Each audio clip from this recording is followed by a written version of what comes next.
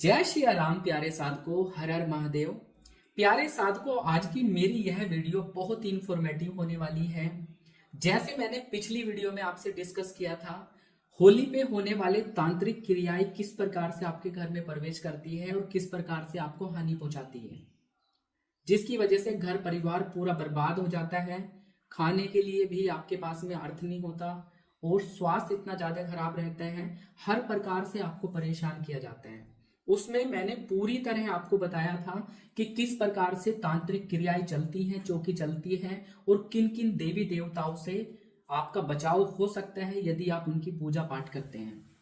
अब एक प्रॉब्लम ये है कि आपके घर के अंदर तंत्र हो चुका है या होने वाला है, आप उसकी प्रोटेक्शन अपने परिवार की कैसे करें, अपने बच्चों को कैसे सुरक्षित रखें और इन अभिचारक प्रयोगों से आप किस प्रकार से आसानी से सिंपल से तरीके से पूजन पाठ करके आप बचा सकते हैं। कुछ इस वीडियो के माध्यम से मैं आपको मंत्र भी सजेस्ट करूंगा कि उन मंत्रों का आप जाप कर सकते हैं तो 100% से आपके घर की पूर्ण रूप से बचाव होता है। के माध्यम से आप शुरू से लेके इसको अंत तक जरूर देखिएगा ताकि आप भी उन प्रयोगों को अभी से कर लें, ताकि होली पे होने वाले तंत्र अभिचारक प्रयोग से आपका घर पूरी तरह स्वस्थ रहे, सुरक्षित रहे और पूरी तरह घर में सुख शांति का वातावरण रहे। तो प्यारे साधकों, सबसे पहले मैं आपसे रिक्वेस्ट करता हूं, आप मेरी इस वीडियो को लाइक करें, चैनल को आप सब्सक्राइब करें और कमेंट में अपने प्रश्न लिख के भेज सकते हैं।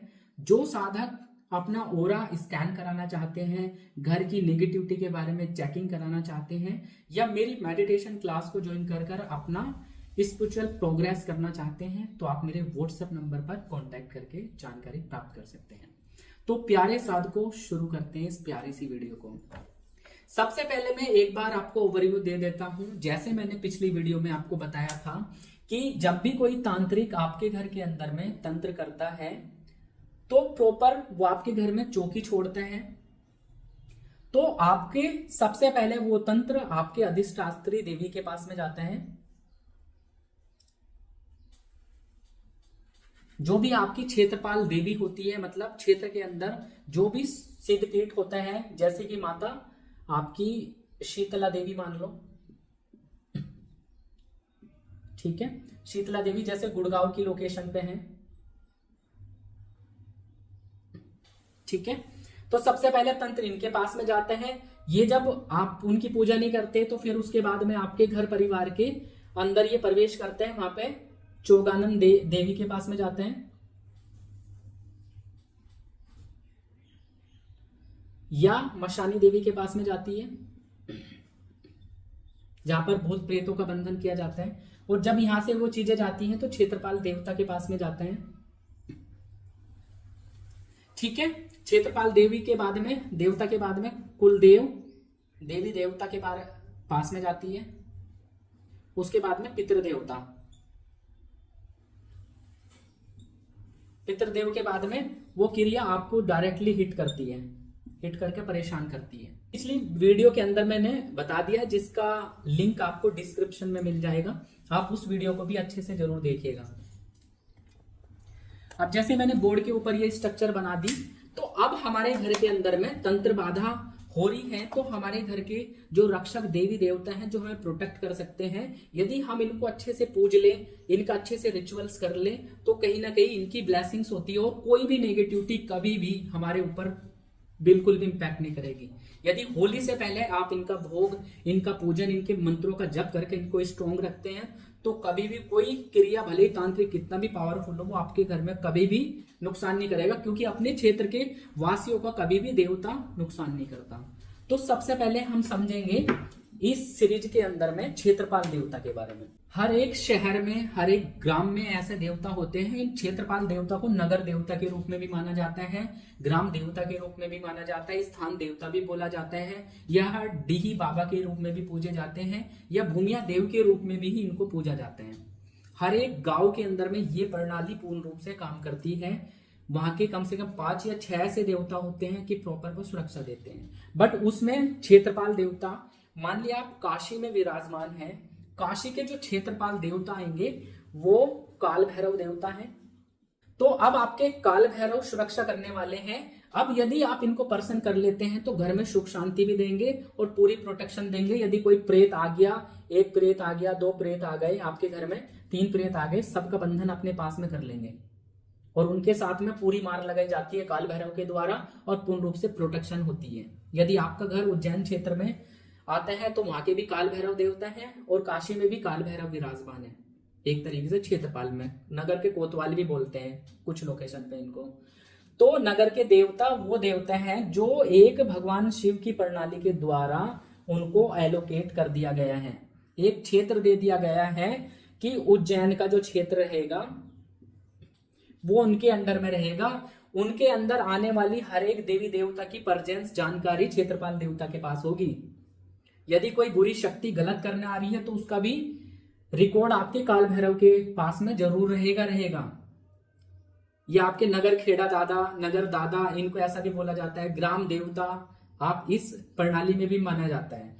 तो यहाँ पर इनकी सुरक्षा का पूरा पहरा होता है, इनकी बिना आपके घर में कभी भी तंत्र नहीं पहुंच सकता। अब आपको काल भैरव को प्रसन्न करना है, इसका विधान अलग हो सकता है, बट मैं एक क्षेत्रपाल देवता, किसी के लोक देवता भी होते हैं जैसे गोगा जी जहारवीर हो गए, ठीक है, अलग देवी देवता भी क्षेत्रपाल देवता के रूप में आ जाते हैं। तो आपको उनका पूजन किस प्रकार से करना है, समय समय पर होली और दीपावली पे विशेष, या शादी या बच्चे का जन्म हो तो इनका विधान बहुत अच्छा होता है, वो जरूर करना चाहिए। आपके घर के पूर्वज गांव में जो रहते हैं वो डेफिनेटली इन चीजों को फॉलो करते हैं, अपने बच्चों को भी बता के जाते हैं, और जो फॉलो नहीं करता उनके घर में तो परेशानी आती है, क्योंकि उनको पता ही नहीं कि आप भी उनको भोग देते हैं, नहीं है, भोग जा ही नहीं रहा, ठीक है। तो सुरक्षा कैसे देंगे ये आपको। तो क्षेत्रपाल देवता जो रहते हैं मोस्टली, ये देखो गांव में कोई ना कोई एक ऐसा पुराना मंदिर होगा, ऐसा पुराना कोई स्थान होगा, या पीपल के पेड़ के नीचे ऐसा ही कोई छोटा सा पितरों जैसा स्थान बना दिया जाता है, चबूतरा बना दिया जाता है, ठीक है, वो भी आपके पितरों का होगा, ठीक है। इस प्रकार से आपको कुछ 5 ईंटों का, 10 ईंटों का या ज्यादा ईंटों का चबूतरा सा दिखाई देता है, तो कहीं ना कहीं वो क्षेत्रपाल देवता का स्थान होता है। अब गांव बड़े होते जा रहे हैं तो देवता के स्थान घर गांव के बीच में भी हो सकता है, ठीक है। तो ऐसा नहीं कि गांव के बाहर ही होगा, क्योंकि जैसे जनसंख्या बढ़ती जा रही है वैसे वैसे बाहर की साइड में लोग बाग बसते जा रहे हैं, तो पूरा एरिया यहाँ पे रहने वाला है। अब हम इनको प्रसन्न कैसे करें। आप अभी होली से पहले ही जो त्योहार पड़ते हैं, शिवरात्रि को उनका पूजन कर सकते हैं। जब आप कोई भी हवन अपने घर में करवाते हैं तो उसमें ओम क्षेत्रपाल देवताभ्यो नमः स्वाहा ये आहुति डलवाई जाती है, वो भी आपके क्षेत्र के देवता हैं। अब यहाँ पे क्षेत्रपाल देवता को मनाने के लिए आपको उनका पूजन किस प्रकार से करना चाहिए। जैसे आप अपने पितरों का पूजन करते हैं, आप जल लो, 1 लोटा जल लो, जल में आप दूध डालो, कच्चा उबला हुआ दूध नहीं डलता, ठीक है। ये डालने के बाद में आप ये लेकर जाइए। क्षेत्रपाल देवता को जो पसंद होता है मालपुए पसंद होते हैं, ठीक है, जिनको गुलगुले भी बोला जाता है। और ये यदि आटे के बने तो भी सही है, और यदि आप उड़द की दाल का बनाते हैं, गुलगुले की दाल का डो बना के गुलगुले, ठीक है, आप 2 भी बना सकते हैं, 3 भी बना सकते हैं, 4 भी बना सकते हैं, जितने भी आप समर्पित करना चाहो। यदि आप इनको लेकर चलना चाहते हैं कि केवल आपके जो क्षेत्रपाल देवता हो वो आपके दिए गए विशेष टाइम पे आप ये भोग दे सकते हैं, मिठाई का भोग दे सकते हैं, ठीक है। आप इनको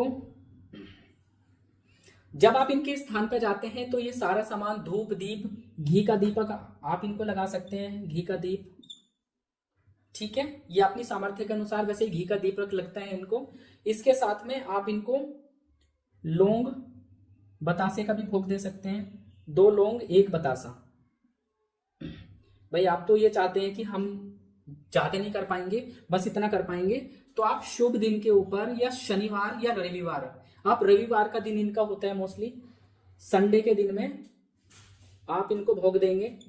संडे के दिन में आप ये सारा सामान लेके सबसे पहले जाओ अपने देवता के मंदिर पे, क्षेत्रपाल का जो देवता है, ठीक है, भूमिया देवता या ग्राम देवता, तो वहां पे जाने के बाद में सबसे पहले इस प्रकार का आपको स्थान मिलता है इनका, ठीक है, झंडा भी लगा रहता है, या ना भी लगा हो, व्हाइट कलर का झंडा लगा रहेगा यहाँ पे।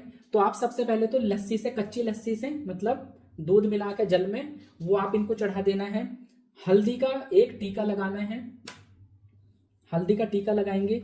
अपने तर्जनी उंगली से भी लगा सकता है, नामिका से भी लगा सकते हैं। ठीक है, क्षेत्रपाल देवता है। तो इस प्रकार से आपको हल्दी का टीका लगा दिया है। आप यहां पर कपूर के ऊपर एक बतासा, 2 लौंग का भोग देंगे। ठीक है, आप इनको यदि चढ़ाना चाहते हैं, साल में होली दीपावली पे करते हैं, तो 2.25 मीटर आप सफेद कपड़ा जरूर वहां पे लगाएं, चढ़ा दीजिए वहां पर सफेद कपड़ा, ऊपर आप रख सकते हैं। ठीक है, इस स्थान के ऊपर। ये करने के बाद में वहां पे कुछ दक्षिणा आपको रख देनी है। ठीक है, क्षेत्रपाल देवता का एक मंत्र होता है, आप प्रार्थना कर सकते हैं, वहां पे मंत्र का जप कर सकते हैं। मैं स्क्रीन पे भी कोशिश करूंगा दे दूं इस मंत्र को। ये मंत्र है ओम ह्रीम क्षेत्रपाल देवाय रक्ष रक्ष फट स्वाहा। मैं एक बार लिख देता हूं, स्वाहा। आपको इस मंत्र का केवल 108 टाइम आपके पास में जो माला है उससे आप जप कर सकते हैं। काउंटर है, काउंटर से जप करें और प्रार्थना करें, हे हमारे घर के क्षेत्रपाल देवता, मैं आपको नमन करता हूं, प्रणाम करता हूं। मेरा नाम ये है, मेरा गोत्र ये है, मेरे पूर्वजों का नाम ये है। मैं आपसे प्रार्थना करता हूं, कृपया करके आप हमारे ऊपर सदैव अपनी कृपा दृष्टि बनाइए। जाने अनजाने में हमसे कोई गलती हुई है तो हमें क्षमा करें, और समय समय पर हमें अपने दर्शन भी दे सकते हैं। यदि आप लोक कल्याण का कार्य करते हैं, कि मैं लोक कल्याण का कार्य करता हूं, उसमें आप मेरा सहयोग भी प्रदान करें। यदि कोई भी नेगेटिविटी, तंत्र, भूत, प्रेत, बाधा किसी के माध्यम से हमारे ऊपर भेजी जाती है, तो आप उसका क्षेत्र में आते ही उसका सबसे पहले बंधन करें। हमारे घर तक कोई भी नेगेटिव ऊर्जा किसी प्रकार से प्रवेश न कर पाए। तो ये भोग आपको देने के बाद में ये प्रार्थना करके आप संकल्प वहां पे छोड़ सकते हैं। और क्षेत्रपाल देवता के नाम से आप अपने घर के जो आपका मुख्य दरवाजा है, घर है, वहां पे अंदर से लेफ्ट की साइड में, अंदर खड़े हैं दरवाजे के, आप अपने मुख्य दरवाजे पे लेफ्ट हाथ यो ये मेरा है, तो इस साइड में, बाहर की साइड में एक सरसों के दीपक जलेगा। सरसों के तेल का दीपक आप जलाओ। जहां पर आप पितरों का भी दीपक लगाते हैं, वहां पे आप चौमुखा दीपक लगाएंगे। 4 अलग अलग बत्ती लेके उस दीपक में लगा के थोड़ा सा तिल डाल के आपको प्रार्थना करनी है कि हे क्षेत्रपाल देवता, कृपया करके आप मेरे दीप को स्वीकार करें और हमारे इस देली की, पूरे घर की आप सुरक्षा हमारे घर में बना के रखें। ये काम आप होली से 15 दिन पहले से चालू करके होली के अगले 10-12 दिन तक आपको करके रखना है। ठीक है, यदि ये प्रोटेक्शन आपने कर दी तो नगर के क्षेत्रपाल देवता आपकी प्रोटेक्शन करेंगे और हमेशा से उनका वो रहेगा। ये दीप जलाने के टाइम पर 108 बार इस मंत्र का जप करना डेली बेसिस में कंपलसरी है। यदि आप ये उपाय कर लेते हैं, क्षेत्रपाल देवता की विशेष कृपा बनती है। और यदि ये सरसों के तेल का दीपक है, आप इसको और इनहांस करना चाहते हैं, इस उपाय को और ज्यादा तीरू बनाना चाहते हैं, तो आप उड़द की दाल के आटे का दीपक, ठीक है, वो बना के आप उसके अंदर आप इस दीपक को जलाइएगा। पहले दीपक के नीचे थोड़े से अक्षत रख लेना, अक्षत आपको रख लेना है, उसके नीचे ढेरी बना के थोड़ी हल्दी डाल के तब उस दीपक को रख के जलाना और प्रार्थना करना कि कृपया करके क्षेत्रपाल देवता आप दीप को स्वीकार करें, ग्रहण करें और हमारे घर की सुरक्षा करें। और हमारे घर के अंदर कोई भी तंत्र, भूत, प्रेत, बाधा, नेगेटिविटी है तो कृपया करके उनसे हमारी प्रोटेक्शन करें। और ये मंत्र करके कि हमारे घर में जो भी नकारात्मक शक्ति है उनका बंधन करके आप पूर्ण रूप से अपने धाम में लेके जाइए। ठीक है, आप ऐसा करके कर सकते हैं। बाहर से इन चीजों को घर के अंदर नहीं लाना। एक बार यूज कर लिया, दीपक मिट्टी का है तो उसको जल प्रवाह कर दो, घर के अंदर ना आए कोई भी चीज। ठीक है, क्षेत्रपाल देवता से संबंधित ये आपको करना है। यदि कुत्ता आता है, खा जाता है दीपक, तो वो भी अच्छी बात है, उसमें टेंशन लेने की कोई आवश्यकता नहीं। तो यदि आप इस प्रकार का ये उपाय करते हैं, नगर के क्षेत्रपाल देवता आपकी सुरक्षा करेंगे, प्रोटेक्शन करेंगे और हमेशा से आपका घर परिवार सुरक्षित रहेगा।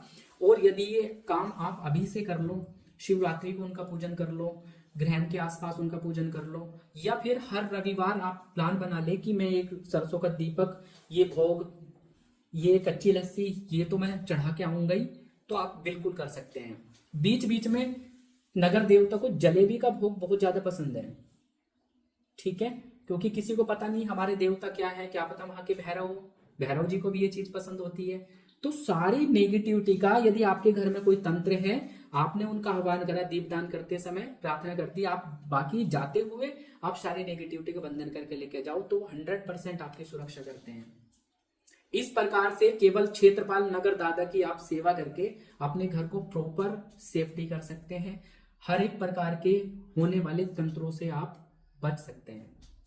यदि आप एक साधक हैं, आपकी सिद्धि शक्ति जागृत नहीं हो रही है, काफी समय से आप प्रयासरत हैं, बट कोई ना कोई कारण से आपकी साधना खंडित हो जाती है या आप प्रॉपर नहीं कर पाते, तो आप क्षेत्रपाल देवता को पूज कर रखो। उनकी कृपा से आपके पास में जल्दी से प्रवेश हो जाएगा। क्षेत्रपाल को भी पता है कि आप पूजा पाठ करते हैं, उनको भी भोग देते हैं, तो वो आपके हितैषी रहेंगे और आपको हमेशा से पूर्ण रूप से बांध के रखेंगे, प्रोटेक्शन करके रखेंगे, और समय समय पर आपका मार्गदर्शन भी वो 100% से करेंगे। तो प्यारे साधकों, होली की सीरीज पर मैं लगातार वीडियो लेके आऊंगा। ठीक है, मिलते हैं एक नई जानकारी के साथ। तब तक के लिए आप सभी को राम राम है जी, राम राम है जी।